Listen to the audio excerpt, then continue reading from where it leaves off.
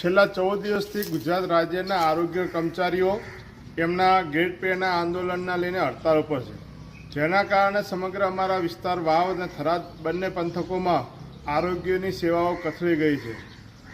ગુજરાત સરકાર દ્વારા 2022ની વિધાનસભાની ચૂંટણી પહેલાં જ્યારે આરોગ્ય કર્મચારીઓ હડતાળ પર ગયા ત્યારે 56 દિવસ જેટલી હડતાળમાં ત્યારે સરકારે એક કમિટીની રચના કરી હતી, કેમ કે વિધાનસભાની ચૂંટણી સામે હતી ત્યારે.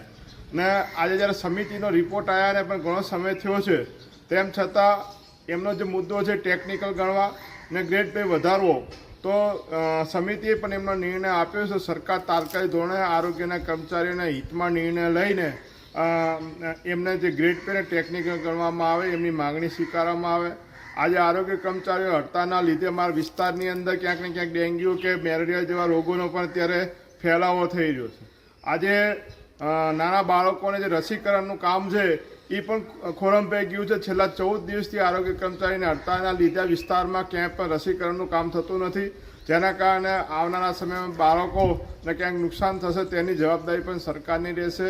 જ્યારે કોરોના સમયે કોઈનું નહોતું ત્યારે આરોગ્ય કર્મચારીઓએ દિવસ રાત લોકોની સેવા કરી છે, ત્યારે સરકારે જે સમિતિના નિર્ણયને બહુમતીના આધારે જે સમિતિએ નિર્ણય આપ્યો છે એનો અમલ કરવો જોઈએ. તાત્કાલિક ધોરણે અમને ટેકનિકલ આરોગ્ય કર્મચારી ગણી અને સાથે સાથે ગ્રેડ પર પણ વધારી આપવો જોઈએ.